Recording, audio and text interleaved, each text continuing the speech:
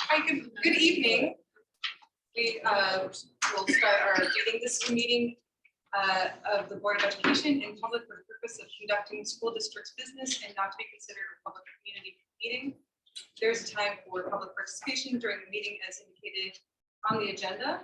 Upon request of the superintendent, this district shall make reasonable accommodation for a person with disabilities to be able to participate in this meeting. Meeting is called to order. Will you do the roll call? Use the present ones and Should be. There we go. Mr. Oliver, Here. Mr. Arnold, Here. Mrs. Burley here, Mrs. Greatorex Here. Ms. Kangas here, Mr. Lundy Here. Mrs. O'Hara here, Mr. O'Haver, Mr. Patel. Here. All right, we'll move on to the next item, which is our meeting minutes. Our packet includes the meeting minutes from August 8th, 2022. I move that the Board of Education approve the meeting minutes from August 8th, 2022 as presented. I'll second. It's been moved and seconded. Is there any discussion? Hearing no discussion. All those in favor of approving the minutes from August 8th, 2022 as presented, say aye. Aye. Any opposed, say nay. All right, they've been approved. Next, on to the approval of the agenda. Board policy provides that the superintendent of schools shall prepare an agenda for all board meetings as directed by the president of the Board of Education. Can you move the oath of office to action item? Yes. I move that the Board of Education approve the agenda as amended. I'll second. Is there any discussion? All right, all those in favor of approving the agenda as amended, say aye. Aye. Any opposed, say nay. Okay. We will move on to school presentations, of which there are none. So next up is our first opportunity for public participation. During public comment, each speaker is allotted a maximum of 5 minutes for a total of 30 minutes unless otherwise notified. Each speaker will be asked to announce his, her, their name and district of residence and indicate if he, she, they represents any organization or agency. No person may speak more than once on any same subject during a single meeting. Those wishing to receive a personal response from the board or superintendent must complete a public comment form available at the meeting entrance or on our website. In addition, as presiding officer, I would like to remind everyone that public comments should pertain to Dexter Community School District matters and concerns related to the operation of schools or to matters within the authority of the board. Those who wish to speak shall direct all comments to the board and not to staff or other participants. Also, speakers addressing the board shall take into consideration rules of common courtesy. Speakers who make attacks of a personal nature and or who do not abide by the rules of common courtesy will be reminded of such rules by the board president or presiding officer. Such individuals may be asked to leave the meeting if their behavior is disruptive or if it interferes with the orderly progress of the meeting. Also, please understand that board members do not respond to public comments, but we will listen very carefully and will follow up as appropriate. If there is an immediate need for clarification, we will do so after the speaker's allotted time. I do have one sheet to start off with. If anyone else has any sheets, otherwise we can do it by raising the hand. So I have Carrie Livingston first.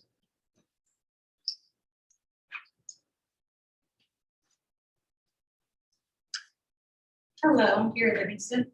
Carrie, you might need to turn the microphone on. There's a little switch on it. They work.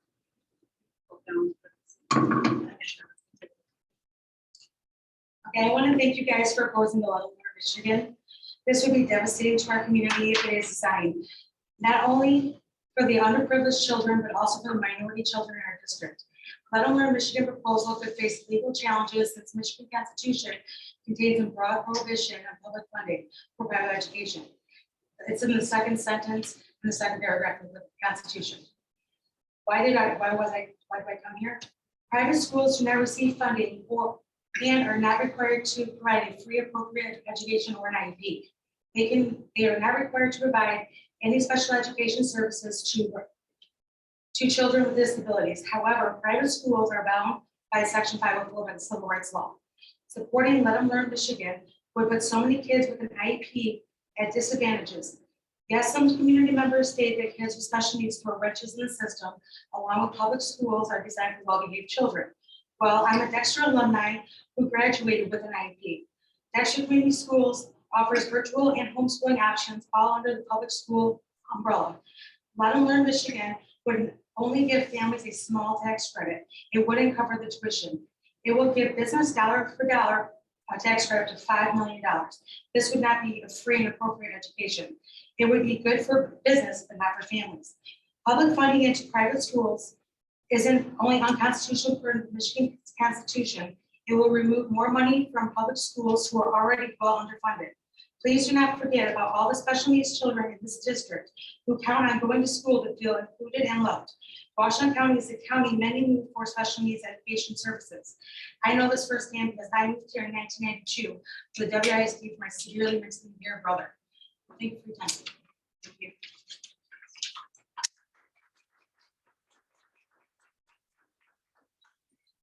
Do we have anyone else who would like to speak?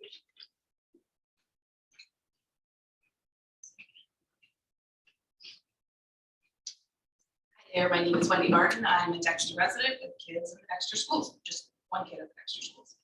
I just wanted to bring attention to the shirt that I'm wearing.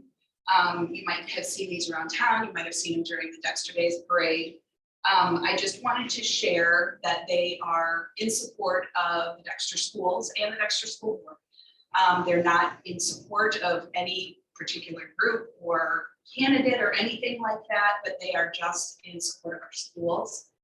And we have over 100 orders and more coming in. So I just thought that it was a great message to spread heading into the school year to be kind. Thank you.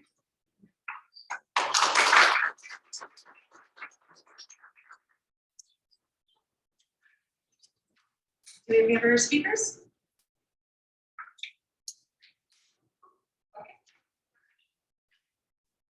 We'll move on to administrative and board updates.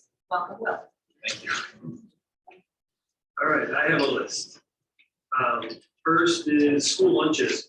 We are going to be sending out multiple reminders on school lunches. During the pandemic, the federal government made school lunches and breakfast free to all public school students. They have not, they extended last year, it is not extending into the school year. So this will be the first time in several years that parents will need to pay for lunches. Students that qualify will need to fill out the qualification forms. Those forms do impact our title funding, they impact our 30A fund, they impact significant funding long term. Most importantly, they allow us to provide lunch. So we'll be sending several reminders, and any family should look at the qualifications because the family income is actually higher than you think. And most families that do qualify didn't even realize they could qualify. So it is to a benefit to the kids to really get lunch. Second thing, we have a series of back to school updates that are coming out. You're getting the updates from the buildings. Tomorrow we have a student information review that'll go out to parents by email to remind them to go into the system and update addresses, update contact information, etc., so that everything's accurate. We have a board candidate forum scheduled for September 15th at 7 p.m. in the Bates boardroom. We're going to ask the community to submit questions. They'll be due by the 14th, so that we'll have a day to sort those through and theme them and write the questions. But we're going to ask for community input for the questions. All candidates will be asked exactly the same questions. Nobody will get them in advance. We're sending out the request for questions this evening, so that'll go out pretty quickly here. I'd like to give a thank you to Ryan Bruder and his team for the Summer Learning Institute work. It was an incredible experience for the kids. We had buses rolling all summer. We had kids in classes getting some extra instruction in math and reading, and they reported they really enjoyed it. Summer school, it's hard to get kids to sit in. I want to go over two other quick things. So the first one, I need you, if you can push the green buttons, the two on the right. We have been working on improving and tweaking data systems, and Mr. Bruder and his team have been working with creating this new metrics system, getting the data uploaded so that we can analyze our data at a higher level and then break it down by student. I just want to give a quick overview of what that system shows. It's not a long presentation. It's a sample of old data because we don't have our current scores. It's a sample of old data. And just to give you an idea, the spring scores will come out sometime, generally sometime in the next 2 to 3 weeks is when the state releases them. Sometimes they release them by now. We're just all kind of sitting going, they're going to tell us. And they used to give us like 5 days to preview them if they know it was coming. Now they just kind of tell everybody. So when the public sees them, it's a surprise to us too. So quick data examples. So the first one, this is just a screenshot or a snapshot of SAT scores. So if you look, our SAT scores have actually increased over the last 3 years. We don't have the 2022 scores, but even throughout the pandemic, they did go up. M-STEP, here's 7th grade. So what this compares is this an example of comparison. M-STEP mathematics. So this is the district, is the reddish line. We set up a peer group. We can set up a multitude of peer groups. So we pull a peer group of districts with similar free and reduced lunch. So there's about 30 to 40 districts with similar free and reduced lunch. And you can see our trend is our drop off was a little steeper than for the last year than the rest of the districts, but we were still higher than their average. And then the blue line is the entire state. So we're significantly above the average in 7th grade math. Just give a snapshot. For 8th grade ELA, so this was on the old M-STEP data. They moved to the PSAT after, but we were rocking the M-STEP in ELA. And we're the red line, significantly higher than our peer group and the state. 8th grade math, same thing on the M-STEP. They've since moved to the PSAT, so we don't have trend data yet. So we only have a year of actual full students data. And I'll get to why when we get to another slide. 11th grade social studies. I know we have Mr. Dudash back there, so thank you. We're way better than our students are performing much higher than everyone. I heard that. They are. I mean, the data says what the data says. 11th grade science, significantly higher. We have some science teachers. Thank you. So, and then when we look at this is M-STEP data compared to the county and to the county schools. The most current year of where every student took the test was 18-19. In 2021, it was optional, and it was really only the schools that were actually in session. If the kids were there, they took the test, but they were virtual, they had an option. So this combines mathematics for all grades, as an example. So Dexter in 18-19 is this line right here. So in mathematics for all grades, we just inched out Saline. We were higher than Ann Arbor and Chelsea. In 2021, Saline passed us up. Dexter was here, and then Ann Arbor was significantly higher. The reason they were significantly higher is because the M-STEP was optional. They were still kind of virtual, and parents had to physically opt in and drive their kids to school to take it. So they had in some buildings, they had 3 or 4 kids take it at that grade level. So it's a pretty small sample. That's why all of this data really, the hard part's going to be using trends because the years were so messed up. We do have NWEA data that we can use, and we're working on a chart that shows high achievement, high growth, high achievement, low growth, low achievement, low growth, low achievement, high growth, so we can look at quadrants. And we're just trying to get all of the district data into it so that we can actually see a pattern. But it's an example, before the pandemic, we were up at the top. It's generally any grade level, it's us, Saline, and Ann Arbor. Here is a sample of the last full year of full testing, which was 18-19 of M-STEP, and this is all subjects. So there's a way to be able to combine all the data into one final data point. And this is compared to peer groups that also have less than about 25% free and reduced lunch rate. So Dexter's the dark blue line, so you can see we're hanging pretty well. There's a few that are higher, but overall, we were right up in the mix. And these are the schools that scored the highest in the state. So among the highest scoring in the state, we're right in there. So these are just samples of the data reports we're gonna be able to pull.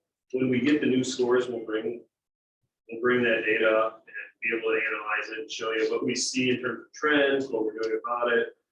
We have a lot of things in motion that are happening throughout the district to be able to support students and catch them up. We looked at NBA data from the start of last year to the end, see some trends was going to be on step shows, so that we can try to triangulate it along with their other data points. And then the last thing, you can turn that off. Thank you. So the last thing I wanted to talk about is on the consent agenda is recognition of Molly Shar's retirement. And it's we're all happy for Molly. I know she's sitting back there, so I'll look this way. So Molly has been instrumental in her work as the executive director of strategic initiatives. She was the executive director of instruction and strategic initiative at Dexter for her entire career. She was a teacher at Wiley. She was a teacher at Mill Creek. She was principal at Creekside. She was assistant principal at Mill Creek, assistant principal at high school. She and executive director of instruction and strategic initiatives. She's touched most buildings in this district, actually all of them. A lot of what we offer kids, especially in the last several years, is really a direct result of Mrs. Shar's leadership. Throughout her career, she's led an impressive list of programs and initiatives that benefited Dexter kids. For example, she led the implementation of everyday math. We made that change. She's led elementary literacy curriculum work. The place-based work, the initiative, she's led that throughout the district. Spark, as we get that going. The pathway work with Pinnacle Apex Summit. The EMU Explorers, Molly used to organize that. International programming, she's inherited that. We have an exchange with the school in Germany. We had an exchange with France and then hosting of international students. Instructional coaching for teacher development. She created our current model and the iterations before that. Our one-to-one technology, so the iPads at K2, the Chromebooks, the MacBooks for every student. And then learning management systems, moving to Canvas, Summit, Seesaw, Google Classroom. She's done a ton of work to lead our professional learning for our staff. She's helped all of our administrators become better leaders and built teams that are instrumental for our district. So just want to acknowledge her work, thank her for her work, and you have to approve it.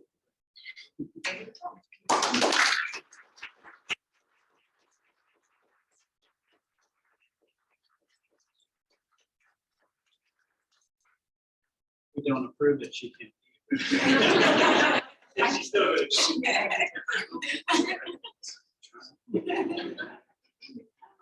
Thank you, Chris. Thank you for the demonstration on the data. I'm sure we all look forward to hearing more about that later. For my update, the board president update, I just wanted to say as the start of school rapidly approaches, I think it's important to say that COVID is still present. And while this year's Dexter Community Schools, we aren't starting with specific guidelines, the district remains focused on the health and safety of students and staff. And we will continue to be mask optional, yet mask friendly as an environment. That's all I just wanted to say. Just, consider kindness and empathy. And now we'll move it over to our gentleman over here for the student representative. So first and foremost, new student representative, Will Haver is joining us tonight. He'll be sticking around. So, and then I believe that starting from the next meeting onward, we'll go back to contacting schools and seeing what they have to say, because as school year is approaching, we'll have actual things to talk about that the principals can report to us over the summer. It's been kind of late on things happening in the school with no students in it. So right now, sports, all fall activities have mostly started up throughout the summer. Things are getting back to normal. School starting in about 2 weeks, and then things are going to look a lot better. Like Griffin said, I'm Will, happy to be here. Sorry for being a little bit late. Fall sports are going very well. Dexter cross country took varsity team took 5th place at the Lamplighter invite, and the varsity team took 1st place. So great results there. Not much going on in school right now, but as the year progresses, I look forward to being part of it. Yeah, and then one more mentioning volleyball and field hockey, both varsity won their tournaments over the last weekend, so that's good. And then as long as we're on the topic, wonderful team, shameless self plug. My team's not there. We did decent.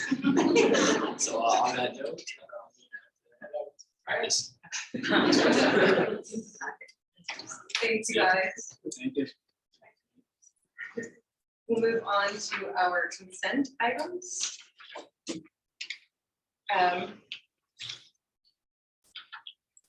I'll move that the Board of Education approve the consent items in bulk. I'll second. It's been moved and seconded. Is there any discussion? I know we joked that we weren't going to pass Molly's retirement request, but probably should have. If it's involved. It's just with the comment that I'm always sorry to see resignations, and so appreciate everybody's work, and with each package, there's another resignation of people who touch our lives, so thank you for your work. I'm sorry. Is there any more discussion? All right, all those in favor of approving the consent items in bulk, say aye. Aye. Any opposed, say nay. On to our action items, the first of which is ratifying our DEA contract. Our packet contains an executive summary regarding the recently ratified DEA 63 agreement as well as the agreement itself. This item is presented for action this evening. I'll move that the Board of Education ratify the attached DEA successor agreement. I'll second. It's been moved and seconded. Is there any discussion? All those in favor say aye. Aye. Any opposed, say nay. Has been approved.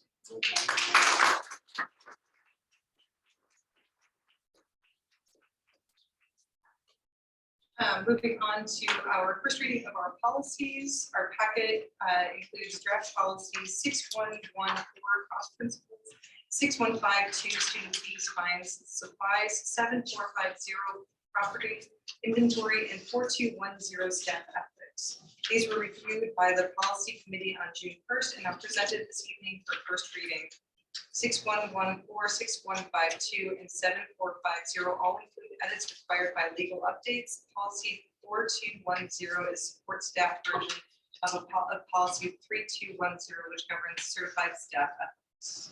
I move that the Board of Education approve draft policy 6114, 6152, 7450, and 4210 for first reading as presented. I'll second. Moved and seconded. Is there any discussion? It's only the first reading, but on the 4210, first, there's two. Staff at this point. B2. Yeah, sometimes B2. I have to look at it. Sometimes the formatting in there Right. doesn't carry until you get to the final and accept the changes. So I'll make sure. Okay. Nice. Is there anything in these proposals that caused a great amount of discussion or? No, the staff ethics is a new one. We do have a 3210, which is for professional staff, but we did not have one that year for support staff. It's the same policy.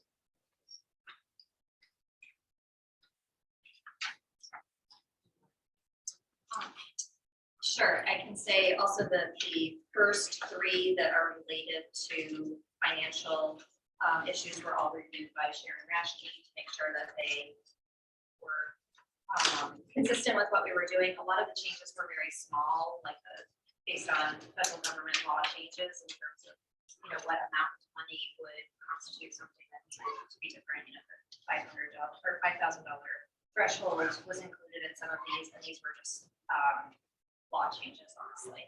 And so it was more detailed in some areas based on guidelines that have come out through the federal government, especially related to like the COVID grants that were given.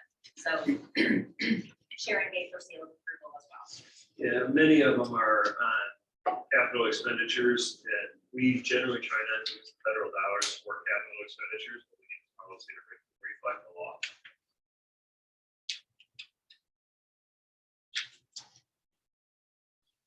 Is there any other discussion?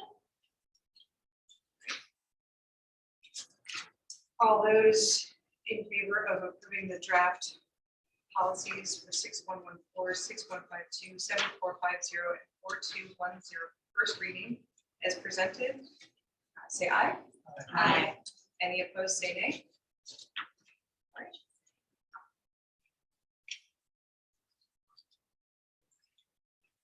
Move on to our oath of office for our student representative. All right. You can stand up, do the whole raise your hand. Yes. All right, ready?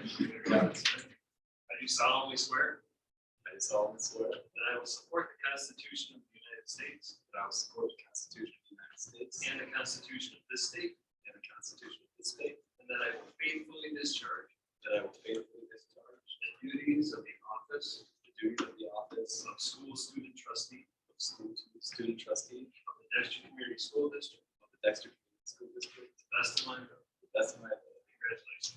Thank you.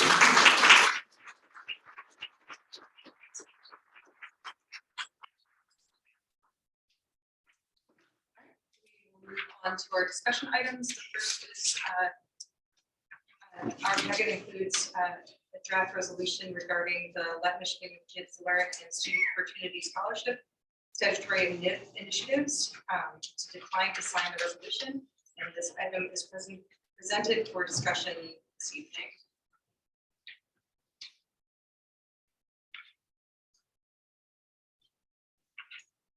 So I'll start. I looked at this information when it was sent out through the Michigan Association of School Boards. I think that this is really important, especially in consideration of our budget and all of the discussions that we've been having over the last 6 to 9 months about what our budget looks like right now, what it will look like in the future. And I think that this is definitely one of those situations where, regardless of our personal opinions on this topic, in our role as trustees, our duty is to make sure that the revenue coming into our district is as strong and as stable as it can be. And I think that it is of enormous importance that we as a board take that stand and let our representatives in the Senate and the House know that we believe this will significantly impact our ability to provide the education we want.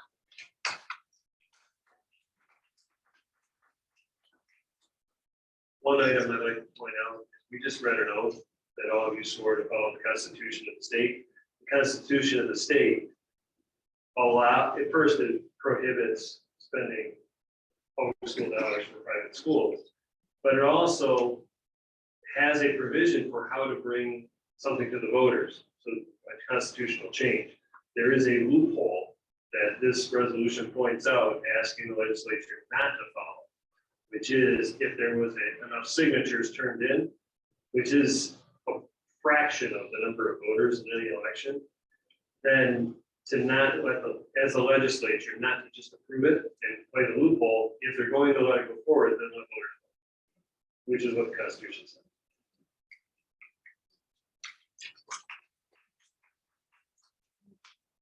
Yeah, a couple of comments.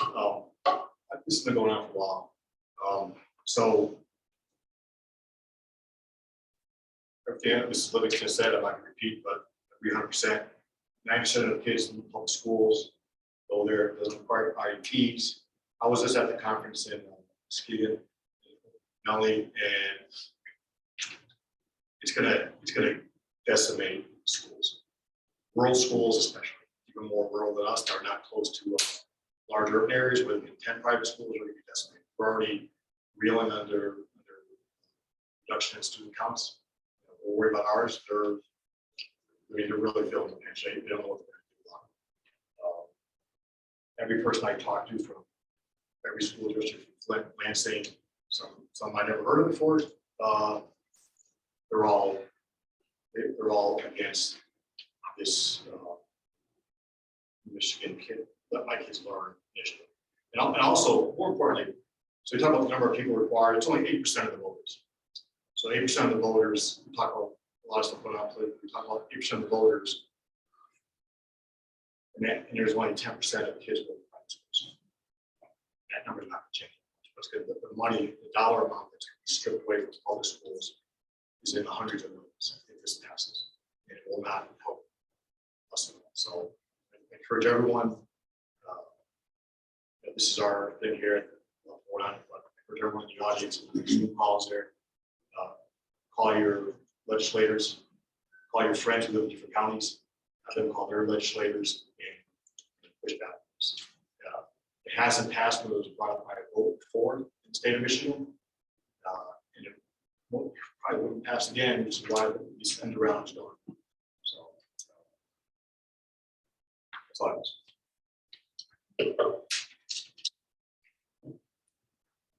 So I just find it disturbing that this sort of a initiative would be brought forward, as we say, with potentially 8% of voters voting to reduce funding for our public schools. This is not a political question. This is a question of properly funding public education.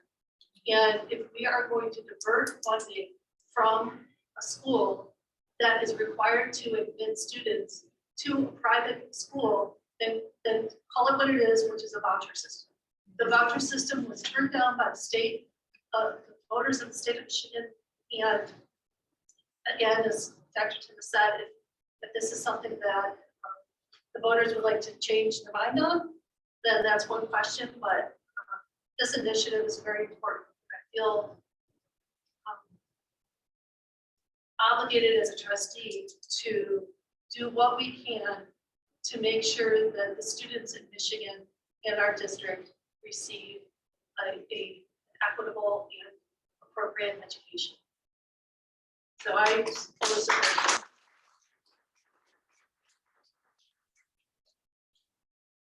I obviously have concerns about somebody trying to backdoor something that already got shut down and going around it the other way. It's like ask a different way for the same thing. And that's what this is. And it's obviously taking money out of our schools and our kids, and what we can do to support them is a huge concern. It's a voucher. I agree with you, Jennifer. And I think they're just trying to go around it a different way. And I support opposing it.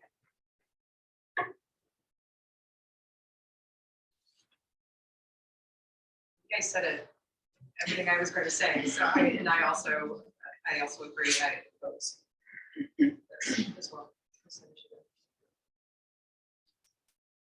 Thank you for bringing it. It's up for discussion. Yeah. You know, the ability to approve their.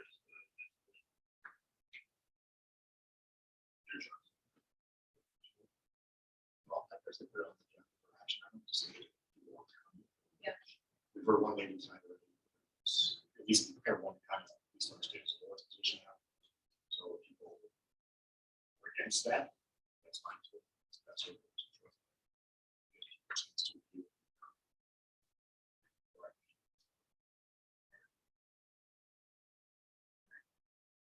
Is there any other discussion on the declined sign resolution? Okay, we'll move on to our next item to discuss, which is our MASB delegate. MASB's 2-22 delegate assembly will begin Thursday, October 20th at 7 p.m. at the Grand Traverse Resort. Delegates selected by boards of education across the state will decide MASB's positions on a wide variety of issues affecting education. The Board of Education must choose and certify a delegate and an alternate by September 23rd. Please check your calendars for availability. This item is presented for discussion this evening. I checked my calendar. I'm available. I know Jennifer and I went last year. It was great. It was very helpful and very educational. So I'm happy to go again, but I'm also happy to let somebody else go or go as an alternate. So But you gotta do like Friday, Chelsea. Oh, goodness. I can do that. Just like What's Friday. your sense? I can do 40 hours. Street. Anyone else? I just think we need the president, vice president, you know, back up. Just for the president, for the vice president. So, not trying to push it over. I don't think it matters. what the position is. Yeah, it's Jennifer won last year. Maybe the Phillies wants to go to mine. Send two last year. So, Yeah, we could all go. Yeah, it's open for, It's in the budget. there's classes as well. Yeah. It's Thursday is the thing that is there. Yeah, Thursday, so they talk about all the changes to policy, what outside happens, represent the district in terms of those potential changes, and then the MASB leadership, I believe, is appointed at that time as well.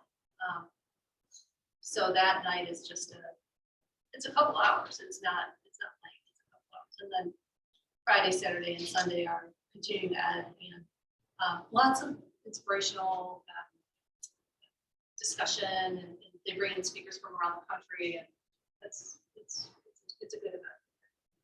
So you already approved funding, so people will know that they want to go regardless of the delegate, especially if you can let me know.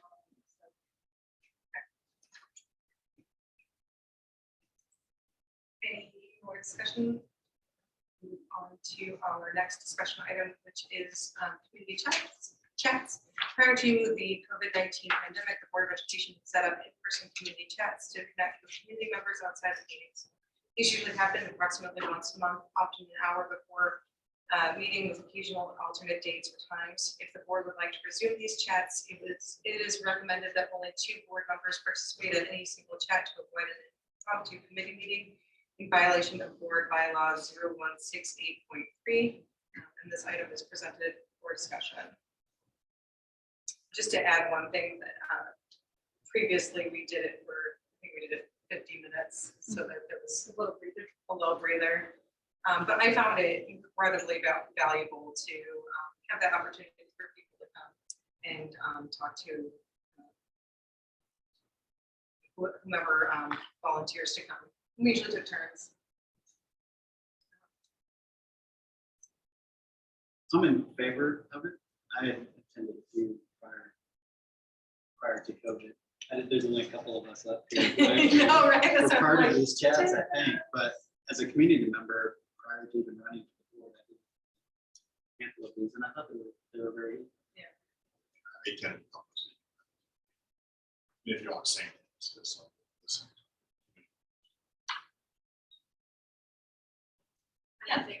I'm in favor as well. As a community member, I attended a number of these over the years, and it's a nice way to actually talk to board members. So I think it's a good idea. Let's get into that. Absolutely.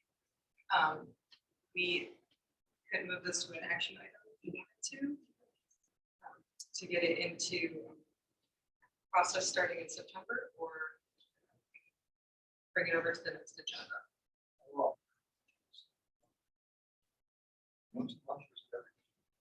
No, it was just once a month. It was a busy month, maybe not. Yeah, like I don't think we did them in December.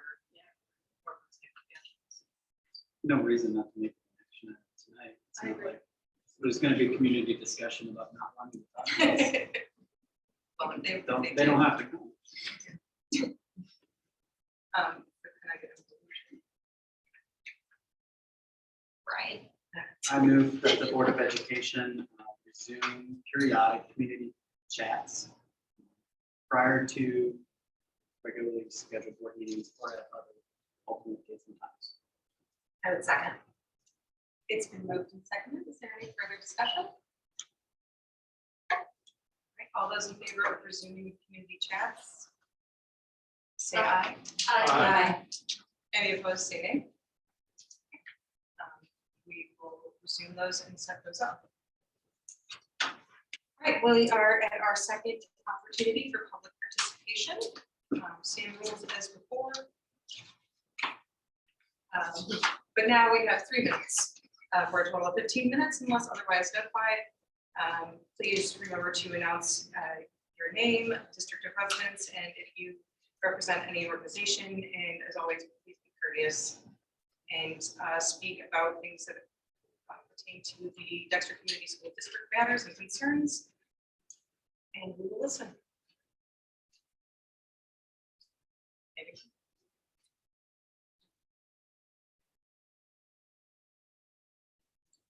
More seconds. Everyone's writing up there. Okay. We'll move on to board comments.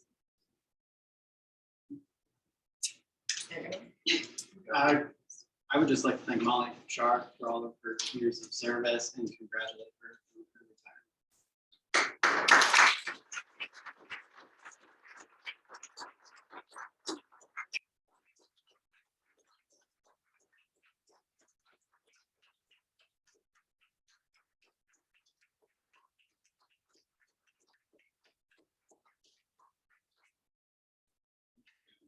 retirement.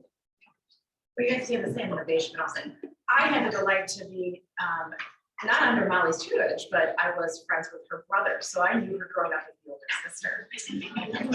And, yeah, so it obviously had a touch on that, but when Dr. Timus was remarking of all the things that have gone through Dexter, I will say it is remarkable how much Dexter education has changed since Matt and I graduated. And to know that you had your hands in all of those things, or abundantly, most of those things, it's just, what more can you say? Like, way to go, what an amazing career, and happy retirement, like, this is great. So congratulations, and we'll miss you, but thank you for everything you did for Dexter Schools. So you make a comment on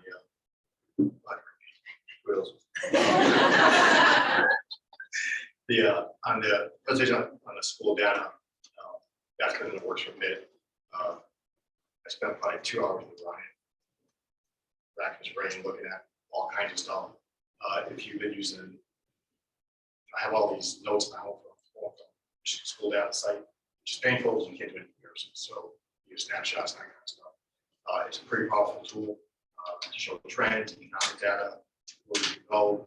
It's not all inclusive, you know that, because it doesn't reflect sometimes on the classroom, but it is a good thing. And truthfully, I looked at all these different things, and I know we got some teachers out there, but kudos to all you out there. We're rocking.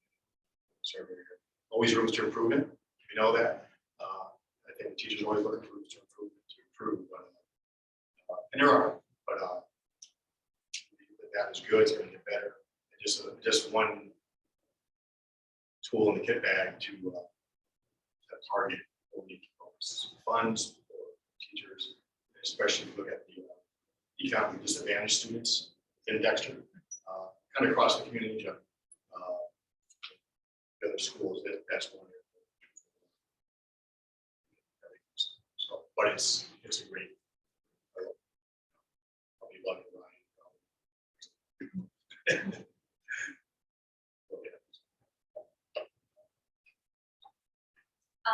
I know we have a lot of teachers in the audience here tonight, and so I wanted to recognize that it was the end of August already somehow, and I wanted to thank all of you for the work I'm sure you're already doing to get ready for the school year. I know that we are both sort of incredulous and excited at the end of summer here at my house, and so I just wanted to wish everyone a happy back to school, because I know our next meeting, it will be after it starts. Thank you. To piggyback on that, word on the street is everyone's very excited to get back into this. All the parents have been talking to. It's back in school, and so we were very excited that it's happening. So.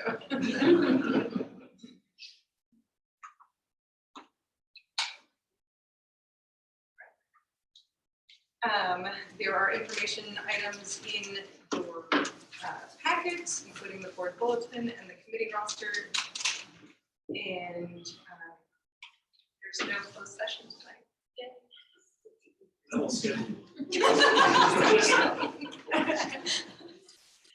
So with that, the meeting is adjourned.